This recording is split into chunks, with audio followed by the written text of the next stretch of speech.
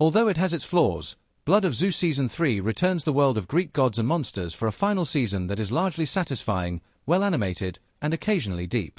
The children of the titular god must make their way through a world full of characters drawn from Greek mythology in Blood of Zeus.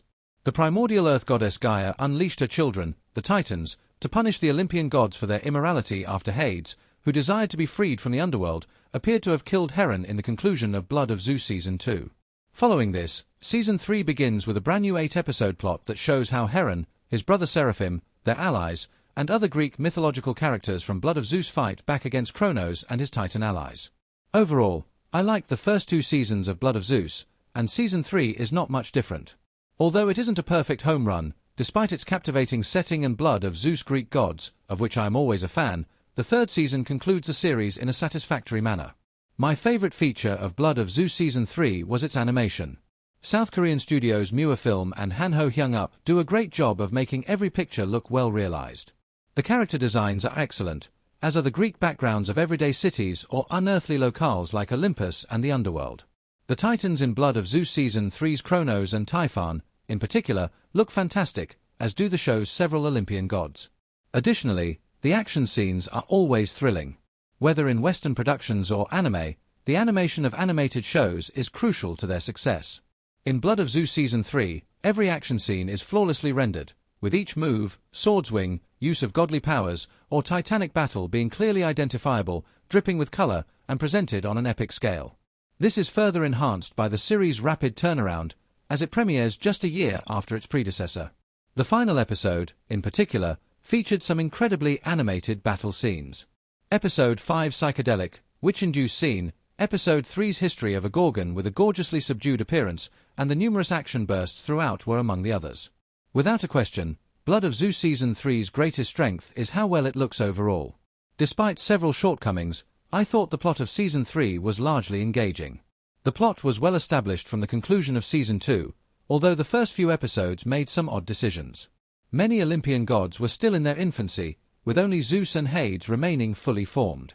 Because of earlier seasons, Hera and Persephone are captivating. Because of this, the plot was best when it concentrated on Heron and Seraphim, who were largely missing until Episode 3, which I must admit was startling. Once Heron and Seraphim take the focus, though, Blood of Zeus Season 3 improves. Both their dynamic and their growth, particularly Seraphim's, are excellent. Regarding the gods, a thorough examination of the ethically complex Greek world, including the alternating regimes of gods and titans, which make superior rulers, and the redemption of figures like Hera, Hades, and Demeter, helped to offset the absence of deep personalities.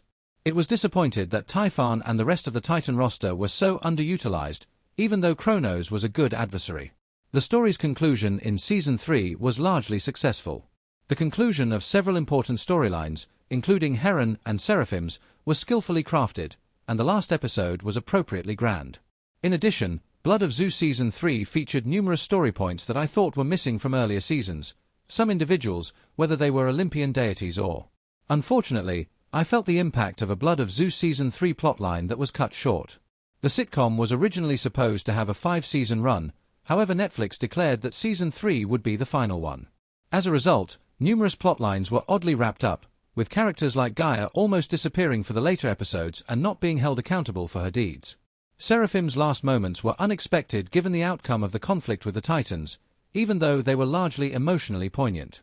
However, overall, Blood of Zeus Season 3's plot was successful more frequently than not. I also like to thank the voice actors from Blood of Zeus Season 3. Some actors had little to do because of the tragic sidelining of many characters, but those who had a focus did well. As Heron and Seraphim, respectively, Derek Phillips and Elias Tufexis excel, particularly the latter. Kronos, played by Alfred Molina, also enters the cast and is appropriately ominous, but he also gives the Titan ruler some humanity.